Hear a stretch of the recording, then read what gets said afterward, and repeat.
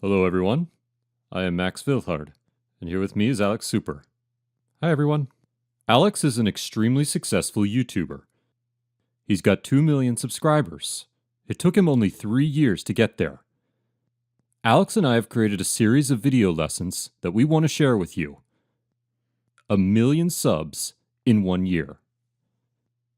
Well, for a start, Alex, please tell us, how did you get involved in this? Why did you become a YouTuber? And how did you make your first video? Oh, okay. Here's the story. At 16, my parents gave me as a birthday present my first computer. And I decided just to browse the internet, to watch YouTube, and started to watch bloggers. So I watched one, then another, and then I thought I could do the same too. So I sat down and recorded my first video. It was Minecraft Let's Play. And it just took off from there. And what happened? You recorded your first video, posted it, and so what? You instantly got 1 million subscribers or 100,000 views? How many views did you get with your first video? The very first? Yes. Now or in the first days? Well, in the first days you uploaded the video.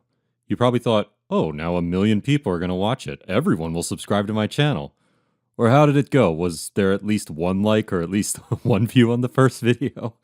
In the first week I had 20 views. Then a friend of mine bumped up the views for me. He just kept refreshing the page, bumping them up, and 3 likes. 3 likes, yeah! So did it discourage you? Nah, I didn't do it to get promotion, become famous on YouTube. It was purely for myself. I like studying editing programs.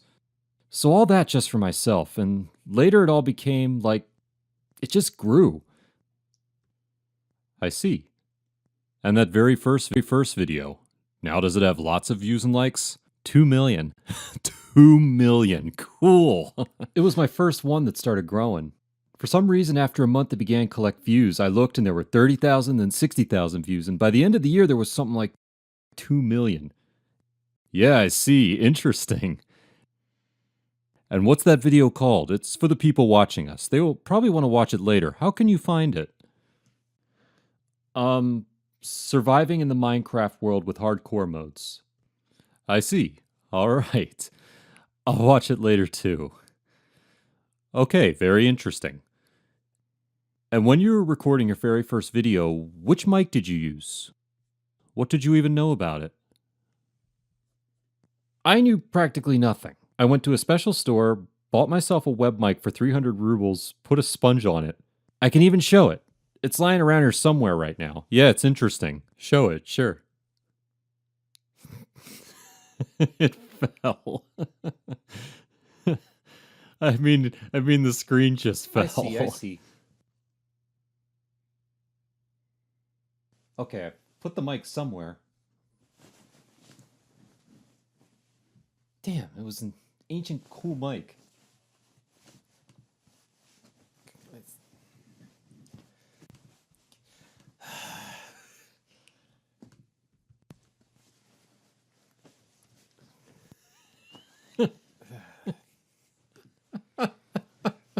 Okay, so now I'm going to put it back. Okay, so now Show it's us funny. the mic. Here's my very first mic. Now I'll untangle it. Don't know why it got so tangled. Here. I had heard that as a pop filter to avoid those explosive sounds like you put a sponge on it. I would put the sponge, and that's how it looked. It works. I see. It's interesting. Okay. And why don't you record with the mic now? Well, because the sound quality is very bad compared to this mic here. Aha, I see. So right after this mic, you started using the one with which you're recording now? Or did you have some other mics in the meantime? No, I recorded with this one for the first year and a half or so. And then I got myself a second USB mic. Okay, I see. And what kind of mic is it? Can you show it? What's it called and what's the brand? Yes, this mic is called Audio-Technica AT20 USB. I recommend USB to everyone because they come with an inbuilt sound card. The name again? Audio-Technica AT20 USB.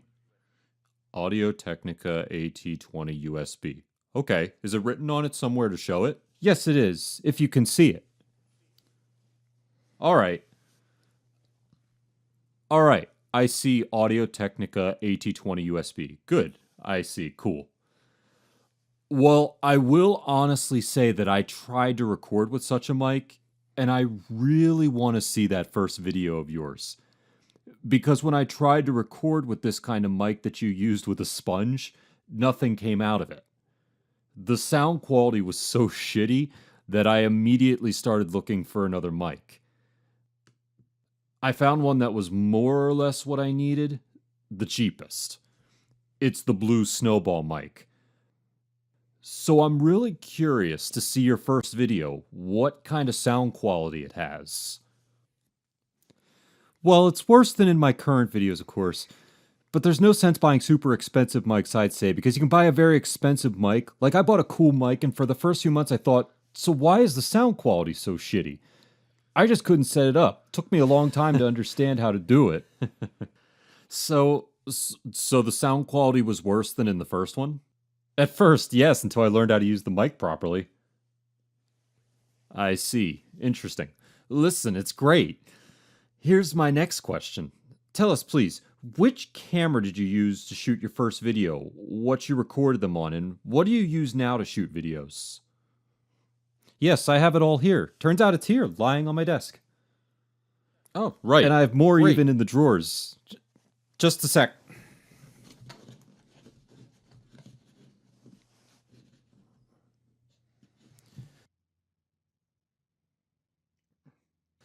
So I started with this camera. It's a Panasonic. A simple camera. Hold it, please, so that I can read the name. Panasonic HCV760. Have I read it? Yeah, that's right. Yes, so this was your very first camera? Yes, the very first one. Here's the holder tripod. Then I signed a partnership with Sony, and they started to supply me with cameras. I got this camera with an infrared light, but I've broken it already. Look, and when you signed that partnership with Sony, did they contact you or did you somehow contact them? No, I contacted them myself. And how many subs did you have at the time? 500,000. 500,000 subs, and you contacted Sony and offered them like a partnership, right? Well, yeah. They gave you cameras and you showed their cameras while you were shooting, right? Yes. I see. Then I bought this camera myself. It's the one I use most. I shoot everything with it now. Let's read the name. I can't read it. A second. A bit further. I can't see. I can't see. It's called Sony FDR AX100. I see. And the previous camera, show the name too, it wasn't visible.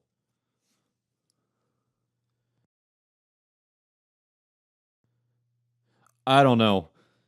It's written, not for sale, made in Japan. Some kind of demonstration camera. But in the end, I got this camera. You mean now? Yes, at home I shoot with it. Sony gave me this one. So they gave it to you as a gift, right? Well, yeah, it's Sony FDR AX1. You can see it in the corner. Let's see. Sony FDR AX1. Somewhere here. You can't see it? No, I can't. But later we'll insert camera names into the video. Yeah. Then there's this camera. Aha! And these are the cameras used to shoot both at home and outdoors, right? Yes, I have a camera that I use at home and outdoors, actually. Then I also have a GoPro action camera and one by Sony. Action? You mean those you mostly use outdoors, right? Well, yeah. And how do you solve the problem with light? What kind of light do you have at home, and how do you solve the light problem the outdoors? Well, if I shoot outdoors, then daylight is enough for me. It's the best when you have daylight, you don't need any video lights. And at night, I have those two lights. Now I'll turn one off so that it doesn't get too bright.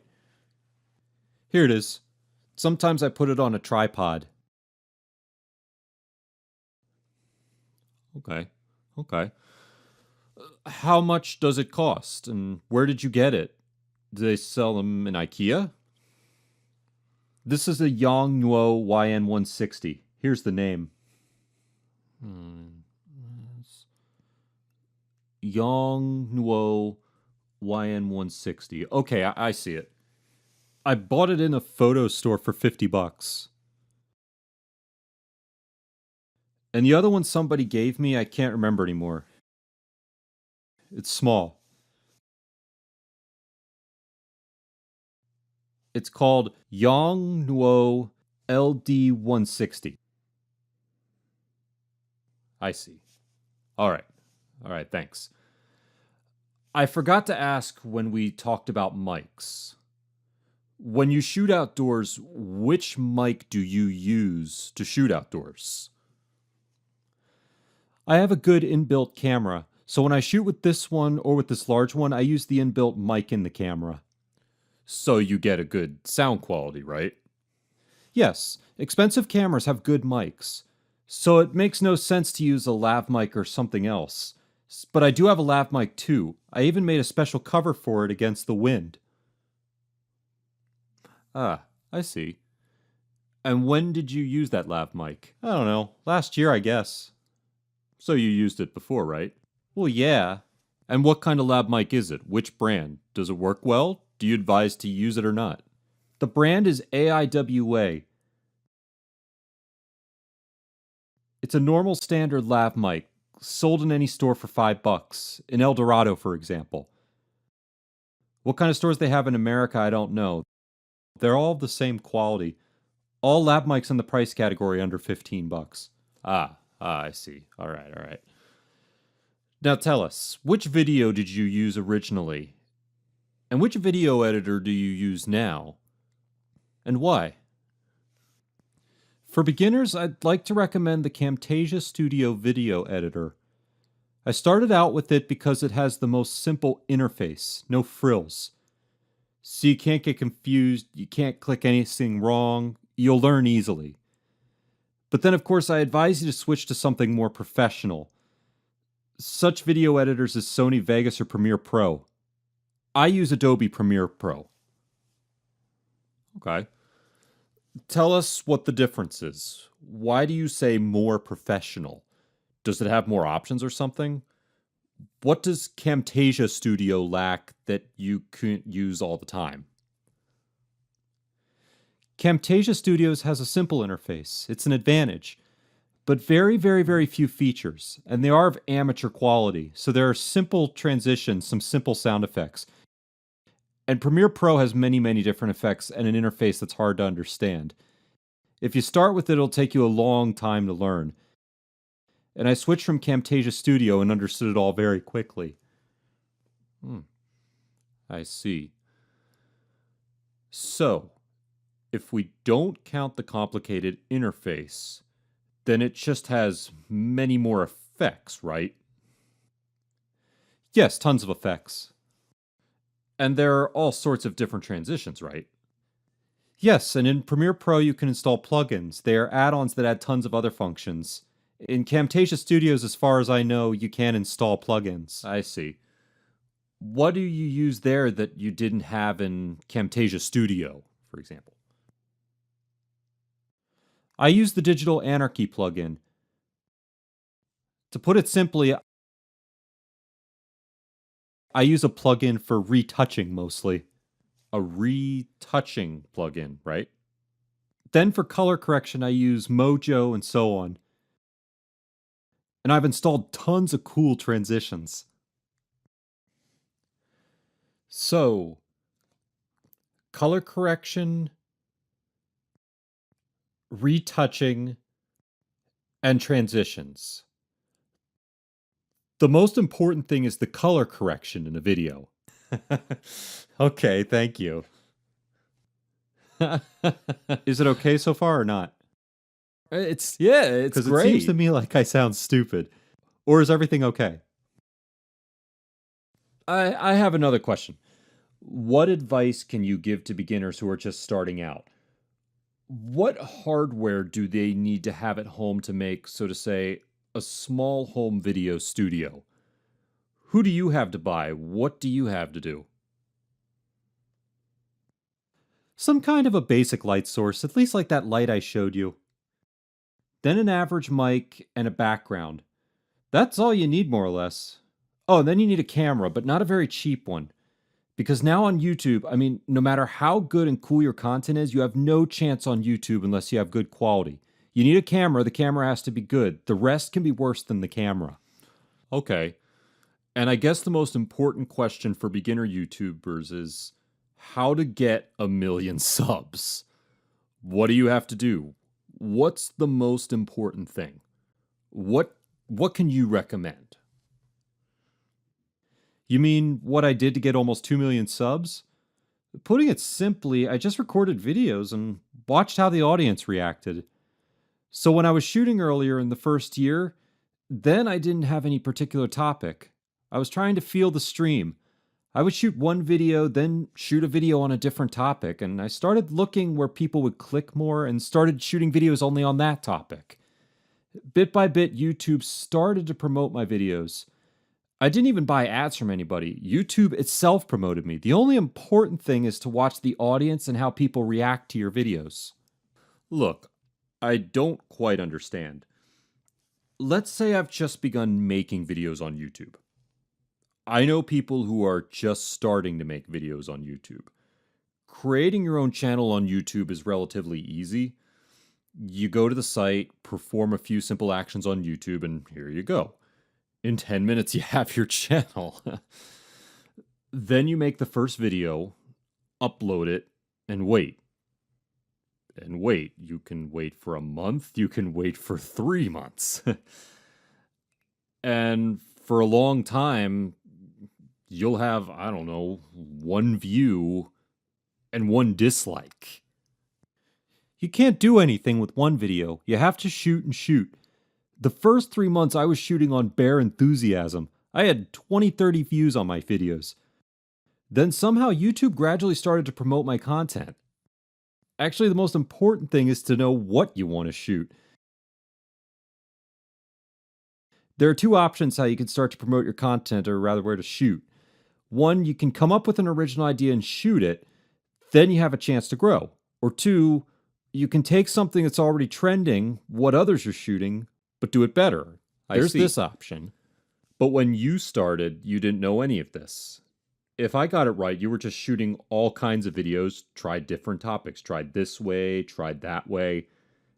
And somehow, in the end, you found a topic that was interesting, and that brought you views and likes, correct? Yes. And can you tell us about these topics? Which ones did you try? Which didn't come out well? And how, in the end, you found your topic? I've had 2 peaks of such real popularity, like when my videos were trending all the time. I began with Minecraft, to put it simply. I thought I would shoot gaming content, let's play. But only Minecraft gamers clicked on the video, so I kept shooting and shooting let's play. But then I saw the dudes on Russian YouTube were shooting this so-called anti-griefer show. It's like they were trolling school kids in Minecraft on gaming servers. And like I said, I took this topic and improved on it. I made a cool show. That was that first peak of this growth, I guess, in the first 3, 4, 5 months. Less than half a year, I got almost 1 million.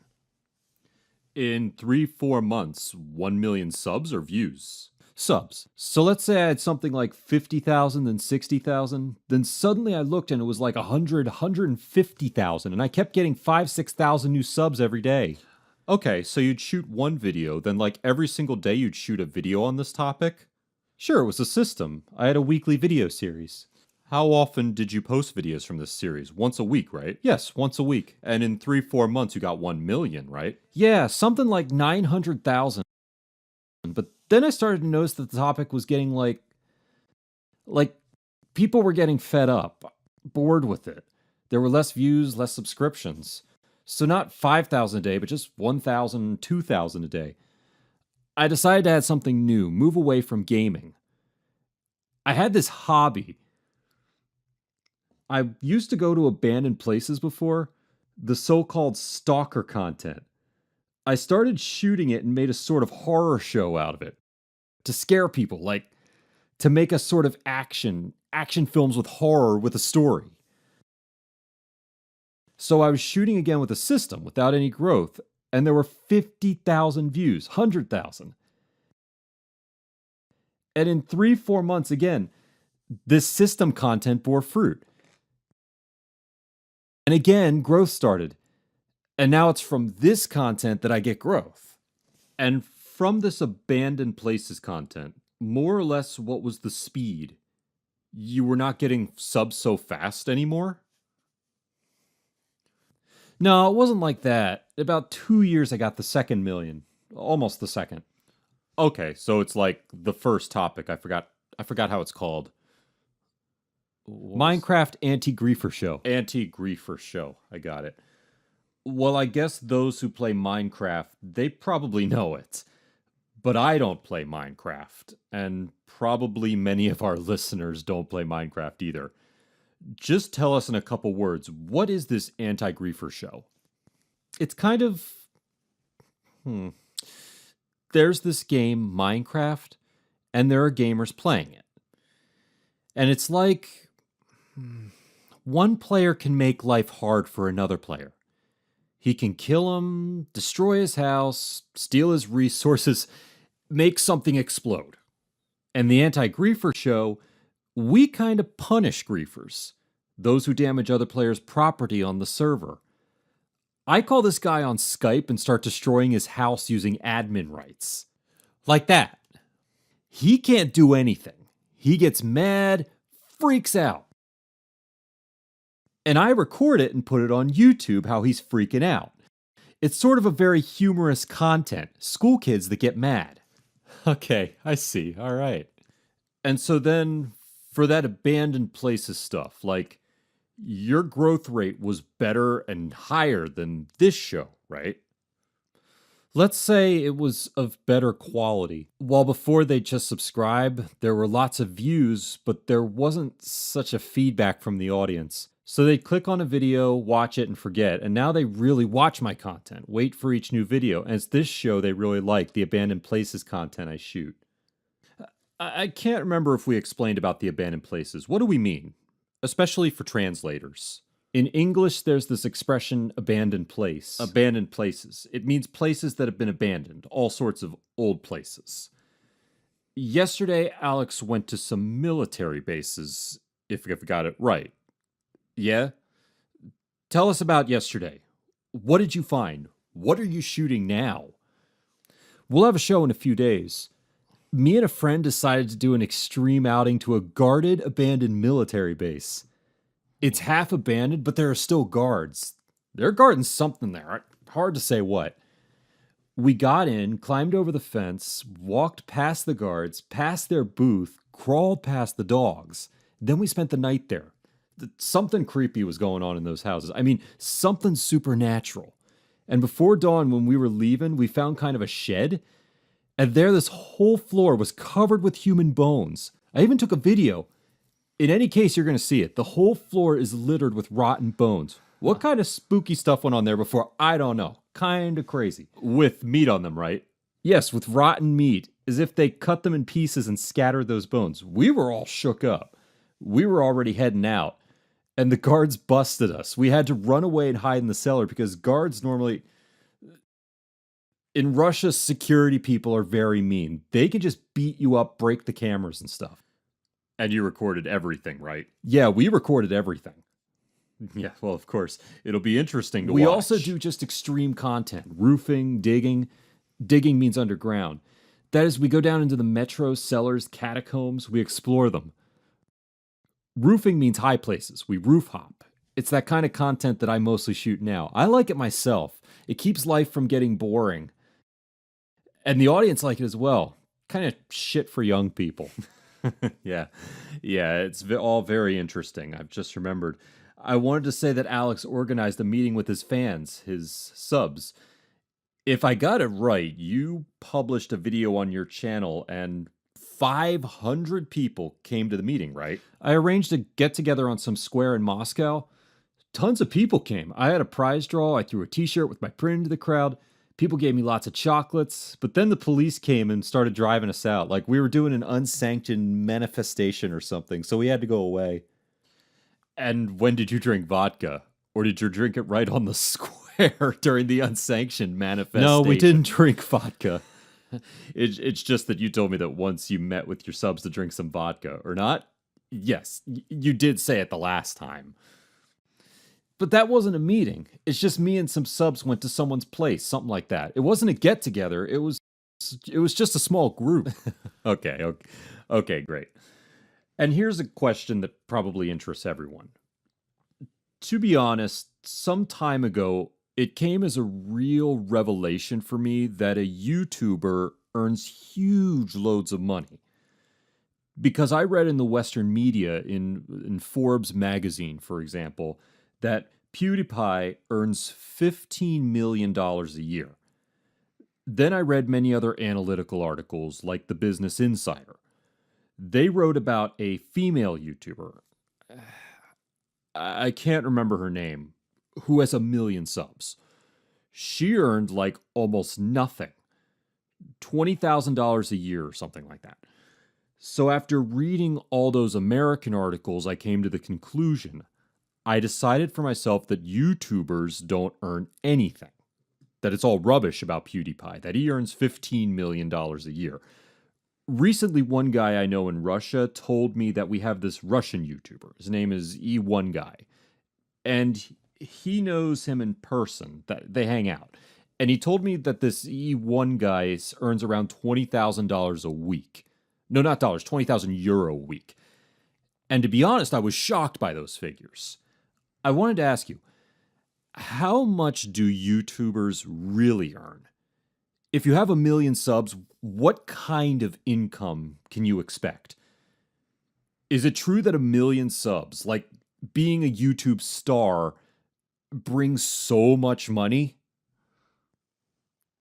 Yeah, if you're a YouTuber and you have 1 million subs, if you're a hotshot or like not stupid, you can earn money. Or not earn anything, if you have no idea what you're doing. So I know this E1 guy. I worked with him in one advertising agency. I know for sure that each video he is paid from $15,000 to $20,000 because he's got an advertising in each video. So it's more like 20,000 euros seems true, right? Well, yeah, more or less true. So judging by your words, it's like he gets this money mostly for advertising, probably for the most part, right? For a brand advertising.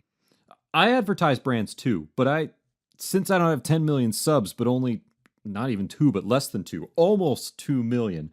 So I earn less than the E1 guy, but for Russia, it's good money. Well, for Russia, yeah, $15,000 is fine. Okay, please tell YouTubers, what is your advice? Let's say you have a small channel. You haven't got 1 million subs yet. You've got 100,000. How can you earn money? And what should you do to more or less earn something with your channel? So, first of all, you need to make the YouTube Partner Program to start earning at least something. And offer your channel to brands as an ad space. But are brands even interested in such small channels with 100,000 subs?